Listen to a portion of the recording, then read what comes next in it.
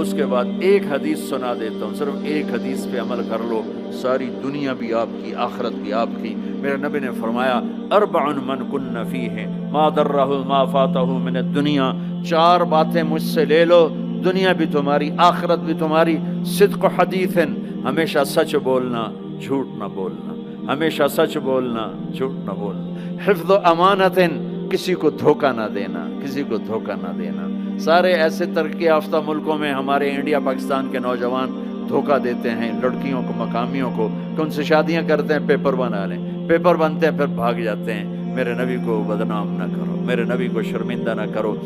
ایک واقعہ لکھا ہے احسان دانش نے کہ دہلی میں جب انگریز کا راج تھا تو ایک یہ جو پک پاکٹ والا سردار تھا، اس کے آگے چیلے تھے، تو اس کا ایک چیلا، ایک شاگرد صرف 2 روپے لے کر آیا شام کو، تو اس نے اس کو پٹائی کی کہ صرف 2 روپے۔ اس نے کہا استاد آج بہت موٹا مال کمایا تھا، آج ایک انگریز کی جیب کاٹی تھی، بڑے پیسے تھے، لیکن جب میں 4 قدم چلا تو مجھے خیال آیا کہ قیامت کے دن اگر عیسیٰ علیہ السلام نے میرے نبی کو گلہ دے دیا کہ آپ کے امتی نے میرے امتی کی جیب کاٹی تھی، تو مجھے ان کی وجہ سے، میری وجہ سے میرے نبی کو شرمندہ نہ ہونا پڑے، تو میں نے جا کر اس کو واپس کر دیے اور یہ 2 روپے اپنے دے کھسکا کے لائیں۔ تو وہ اس کا استاد بھی رونے لگا کہ بیٹا یہ 10 روپے تیرا آج کا انعام ہے، تو نے کمال کر دیا۔ تو میرے عزیزو، ایسا کام نہ کرو جس سے تمہارے نبی کو شرمندہ ہونا پڑے۔ یہاں رہتے ہو، صحیح طریقے سے پیپر بناؤ، غلط طریقے سے پیپر مت بناؤ، ٹیکس چوری مت کرو، ٹیکس کی چوری کے لیے ہیلے بہانے، جھوٹ مت کرو، مت کرو۔ مسلمان سچ بولتا ہے، جھوٹ نہیں بولتا، مسلمان دھوکہ نہیں دیتا، دیانتداری سے کام کرتا ہے۔ 4 ٹکے بچا کر کیا کر لو گے؟ جھوٹ تمہارے چہرے کی لعنت بن جائے گا، قیامت کے دن کی سیاہی بن جائے گا۔ اور میرے نبی نے فرمایا جو دھوکہ دیتا ہے وہ میری امت سے خارج ہو جائے، من غش فلیس منا، جو نماز نہیں پڑھتا میری امت سے خارج ہو گیا، یہ نہیں کہا۔ جو روزہ نہیں رکھتا میری امت سے نکل گیا، یہ نہیں کہا۔ جو دھوکہ دیتا ہے میری امت میں سے نکل گیا، میری امت میں سے نہیں ہے۔ تو یہاں رہنا ہے تو سچائی کے ساتھ رہو، دیانتداری کے ساتھ رہو۔ شادیاں کی ہیں تو پھر نبھاؤ، پھر اسے نبھاؤ، پہ فراڈ نہ کرو۔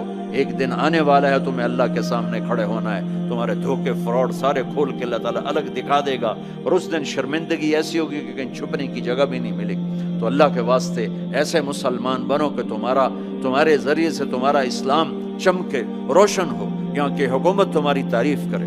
یہاں کی حکومت تمہیں کتنی مذہبی آزادی دے رکھی، کتنی آسانیاں دے رکھی ہیں، تو ان کے ساتھ چیٹنگ مت کرو، ان کو دھوکہ مت دو، ان کے ساتھ فراڈ مت کرو، ان کا ٹیکس نہ چوراؤ، ان کو پورا ٹیکس دو، جتنا وہ تمہارا بنتا ہے سارا دو۔ اللہ تمہیں یہ تمہارا صدقہ بنے گا۔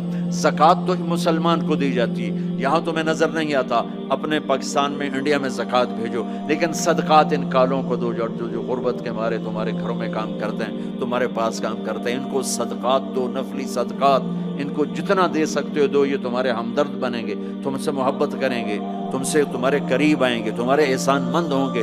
مسلمان بخیل نہیں ہوتا، مسلمان سخی ہوتا ہے۔ تم ایسے جوڑ کے کیا کرو گے؟ قبر میں کتنے لے کے جاؤ گے؟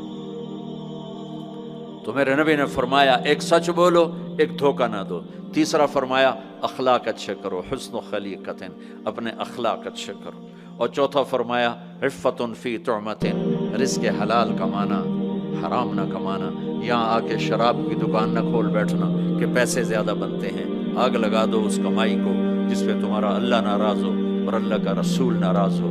تمہارا ایک رینڈ جو حلال کا ہے تمہارے لاکھوں حرام کے رینڈ سے زیادہ اللہ کو محبوب اور پسند ہے، اور اس میں زیادہ برکت ہے۔ حرام کھا کے نہ کوئی سکھ کی نیند سوتا ہے، نہ سو سکتا ہے۔ اللہ کو بھلا کے نہ کسی نے چین پایا ہے، نہ پا سکتا ہے۔ یہ 4 باتیں آپ لے لیں، میں لے لیں، تو ہماری زندگی یہ بھی خوبصورت، وہ بھی خوبصورت۔ سچ بولنا، سچ بولنا، کسی کو دھوکہ نہ دینا، دیانتداری، اخلاق اچھے کرنا، اخلاق اچھے کرنا، رزق حلال کمانا۔ حضرت سعد بن معاذ بیٹھے تھے، ہمارے نبی کی نظر پڑی ان کے ہاتھوں پر، ہاتھ بڑے سخت تھے۔ آپ نے کہا تیرے ہاتھ کیوں سخت ہیں؟ کہا جی بچوں کے لیے روٹی کماتا ہوں تو ہاتھ سخت ہو گئے۔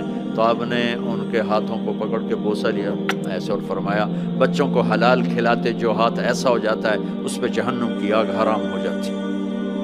ہماری تو کمائی آپ کی کمائیوں میں سچ اور دیانتداری ہو تو اللہ کی قسم 24 گھنٹے نماز لکھی جائے گی، پانچ نمازیں نہیں لکھی جائیں گی، 24 گھنٹے کے سجدے لکھے جائیں گے۔ کام میں، جاب میں، شاپ میں، کاروبار میں، اپنی ملازمت میں اگر آپ سچائی اور دیانتداری والے ہو تو آپ کا ہر لمحہ خوبصورت ہے، اور نماز اور بند